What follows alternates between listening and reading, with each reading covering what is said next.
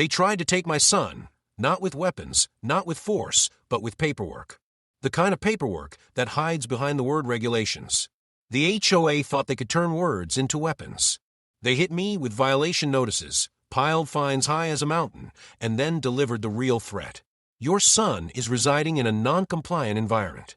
Failure to comply will result in legal action, including possible custody evaluation.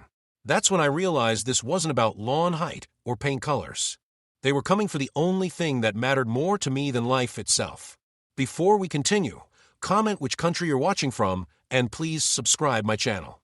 Let's see how far this story reaches. My name's Ethan Hayes, Navy SEAL. I've been through deployments, hostage rescues, and missions where silence was the only thing between life and death. I thought coming home meant peace.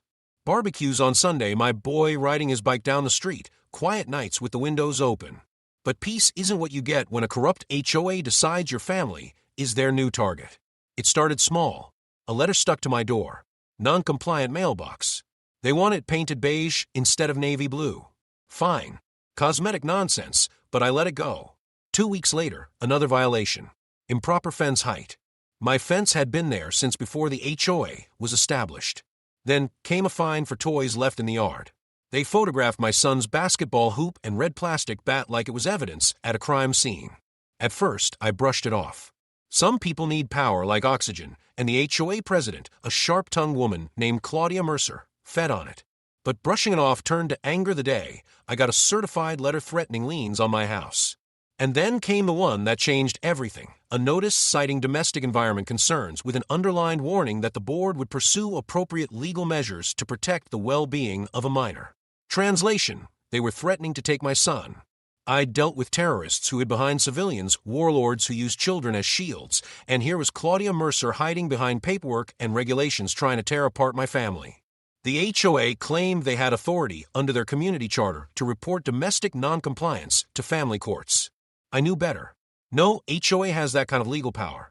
But what made my blood run cold was how confident they were. Confident enough to escalate from lawn fines to custody threats meant they thought they could win. I wasn't about to let them. So I started documenting every letter, every fine, every voicemail Claudia left on my answering machine. I logged dates, times, even the tone of her threats. And when I called an old JAG buddy to confirm what I already suspected, he laughed and said, "They're bluffing, Hayes." But bluffing like that is harassment, and it's criminal if you push back the right way. That's when I stopped reacting like a homeowner and started preparing like a Navy SEAL. I knew they wouldn't stop at paperwork. The fines piled up faster than junk mail. Claudia sent her so-called inspection officer to circle my house twice a week, writing down notes on a clipboard like I was a criminal under surveillance. My son asked me why men kept watching the house, and I didn't have the heart to tell him the truth. That some people will abuse power just to feel bigger. It all came to a head on a Saturday night. My boy had gone outside to feed the dog, just a couple of steps into the yard, when the shouting began. By the time I got to the front door, I heard him scream my name. 2 men, tall, built like ex-bouncers, and dressed in black vests with HOA enforcement stitched on cheap Velcro patches, had him pinned to the ground. One had his knee pressed between my son's shoulder blades, the other gripping his wrist like he was arresting a grown criminal. By order of the HOA regulations, this child is being taken for safety violations, one of them barked. That sentence burned hotter than any war zone I've stood in. I stepped out barefoot, no weapon in hand, just the steel discipline and training forged over years as a Navy SEAL. "Let him go," I said.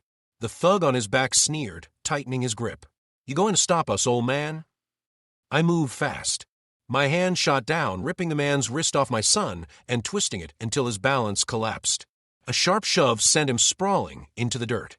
The other thug jumped to his feet, swinging wide, trying to catch me with a haymaker. But I wasn't some panicked dad.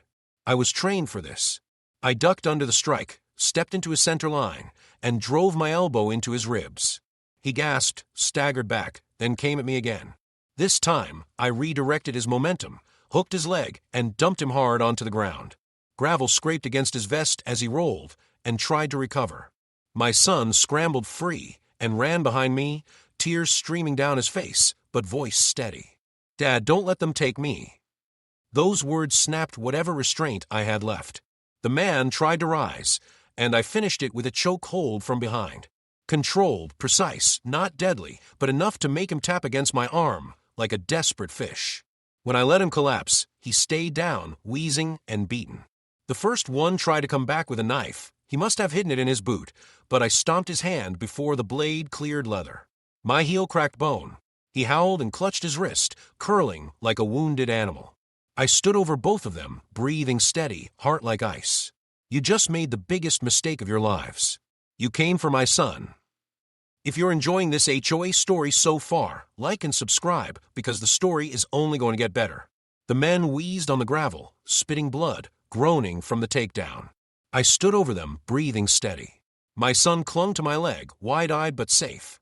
With one hand, I pulled out my wallet, flipped it open, and held up my Navy SEAL identification, the same badge I swore I'd never need in civilian life. The emblem gleamed beneath the porch light. I don't need your HOA regulations, I told them, voice low and sharp. I protect my family through training and by the law. The two men froze. One coughed, his lips split, and muttered, "Oh God, he's military. He's a Navy SEAL." The other tried to crawl backward, but sirens cut through the night before he could get far. Two squad cars screeched to a stop out front. Red and blue lights washing the houses in color. Officers jumped out, weapons half drawn. Hands where we can see them. Mrs. Jensen, my neighbor across the street, came rushing out, her phone still in her hand. "I called them," she shouted, pointing at the two men. "They tried to take his boy. I saw it all." I lifted my free hand high, my badge still visible in the other. "Navy SEAL," I called out steadily. "These men attempted to abduct my son. My neighbor is the witness." The cops scanned the scene quickly. My son pressed against me. The two thugs battered but breathing. Mrs. Jensen waving frantically. The lead officer took my badge, studied it under his flashlight, then gave a short nod. "Understood. Step back with your boy, sir. We'll handle the rest." That's when a silver Lexus screeched up. Claudia, the HOA president, stormed out in heels, barking orders like she owned the block. "This is HOA jurisdiction. Those men were enforcing regulations. Arrest him. He's the real problem." One of the thugs groaned, spitting blood into the gravel. "Don't mess with him, lady. You don't know who he is. He's a Navy SEAL. Fights like the damn military." The lead cop squared his shoulders. "Ma'am, your HOA doesn't override state or federal law. These men are under arrest for attempted kidnapping and assault. If you had any part in authorizing this, you're coming with us." The lead officer didn't waste time. He rattled off the charges like he'd been waiting all night for this. For the two men, attempted kidnapping, a state felony carrying up to 15 years. Aggravated assault, another 10 years max criminal conspiracy, 5 years, and impersonating a peace officer, 3 years. Each of you faces up to $25,000 in fines, plus restitution. The officers cuffed them hard against the hood of the cruiser. My son flinched at the sound of steel closing, but I squeezed his shoulder, steady and calm. Then the sheriff turned to Claudia. "As for you, we've got evidence tying your signatures to fraudulent fines, harassment, and this unauthorized enforcement stunt. Under state law, that's conspiracy to commit fraud and abuse of authority. You're coming in for questioning." Her face went pale, but she still tried to shriek her way out. "You can't do this. I'm the HOA president." "Not anymore." The deputy cut her off. "HOA rules don't put you above the law." They read her rights on the sidewalk, heels sinking into the grass, as the cuffs clicked shut. Civil court moved just as fast. My attorney filed suit for harassment and intimidation through bogus fines, emotional distress, attempting to use my son as leverage, false citations, abuse of authority, punitive damages to punish misconduct. The judge didn't hesitate. The court awarded $175,000 in damages, plus full reimbursement of my legal costs. Claudia was personally fined and permanently barred from serving on any HOA board in the state. The HOA itself collapsed within weeks. Homeowners revolted, refused dues, and voted to dissolve it entirely. Neighbors told me later they felt liberated when the regulations were burned at a barrel at the final meeting. I didn't feel like a soldier. I felt like a father who defended his son the only way he knew how, with training, patience, and the law on my side. I looked at my boy and said, "No one's ever taking you from me. Not now. Not ever." What do you think, folks? Did Claudia and her fake HOA enforcers get exactly what they deserved?